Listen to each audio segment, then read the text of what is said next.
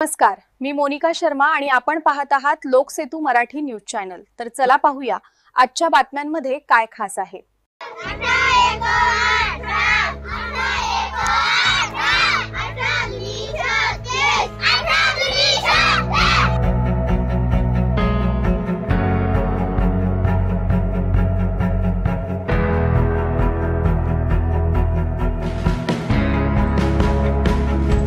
पायी पायी पाडे उपक्रमाने दुर्गम भागातील शिक्षणाला नवी दिशा। धडगाव तालुक्यातील शिक्षकांचा अभिनव प्रयोग सर्वत्र कौतुकास्पद।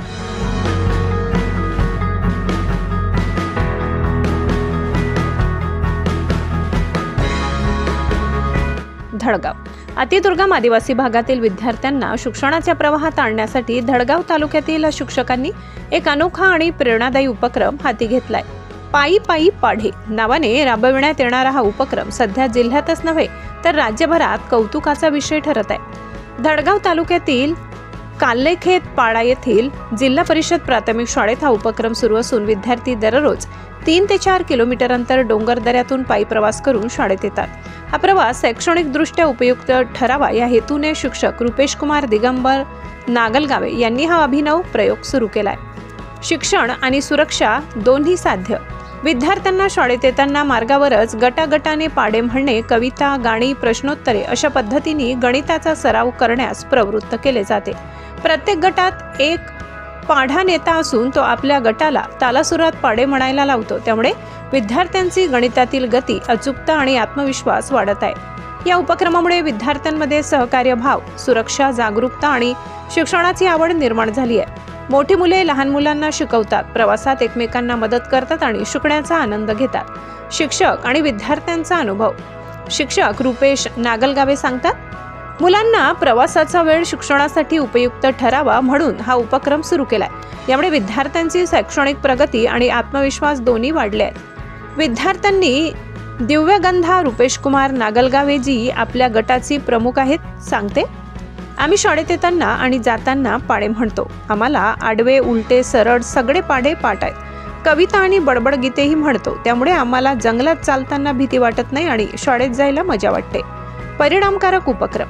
पायी पायी पाढे या साध्या पण प्रभावी उपक्रमामुळे विद्यार्थ्यांची शैक्षणिक गुणवत्ता सुधारली, आत्मविश्वास वाढला आणि गणिताची भीती कमी झाली आहे। शिक्षणाबरोबरच मुलांच्या सुरक्षेची जाणीवही या माध्यमातून वाढली आहे। या अभिनव प्रयोग दुर्गम भागातील शिक्षणाला नवी दिशा देणारा ठरत असून इतर शाळांसाठीही प्रेरणादायी उदाहरण बनलाय। नमस्कार, मी रुपेश कुमार दिगंबर नागलगावे, जिल्हा परिषद प्राथमिक शाळा काल्लेखेत पाडा। जो आमचा पायी उपक्रम आहे तो आम्ही आमच्या डोक्यामध्ये असा विचार आला की जेव्हा मुलं 5-6 किलोमीटर पायी जातात आणि येतात तर पावसाळ्यामध्ये जंगल वाढलेलं असतं, झाडे झुडपे वाढले असतात आणि त्यामध्ये हिंस्र प्राण्यांची भीती आम्हाला जाणवली आणि ते जाणवल्यामुळे आमच्या डोक्यामध्ये एक कल्पना आली की ह्या हिंस्र प्राण्याला आवाज जर आपण केला तर ते पळून जातात। मुलं शाळेत येताना आवाज कसं करावा, तर आवाज हा पाड्यामार्फत उपयोग करण्यासाठी आम्ही केला आणि त्याचा फायदा आमच्या मुलांना होत आहे।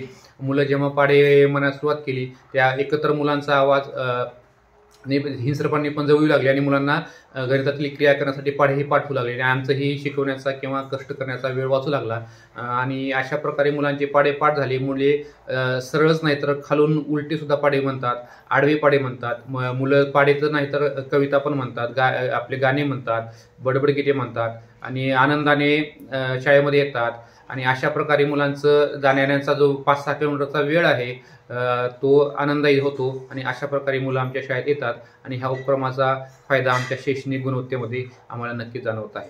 माझे नाव दिव्यगंधा रुपेश कुमार नागलगावे आहे। मी एका गटाची प्रमुख आहे। आम्ही येता जाता पाढे म्हणता। आम्हाला आडवे, उलटे, सिद्धे सगळे पाढे पाठ आहेत। आम्ही बडबड गीते व कविता सर्व म्हणता। आम्हाला 2 ते 30 पर्यंत पाढे सर्व पाठ आहेत। यामुळे आम्हाला हिंस्रपणाची भीती कमी होते। लोकसेतू मराठी न्यूज नंदुरबार।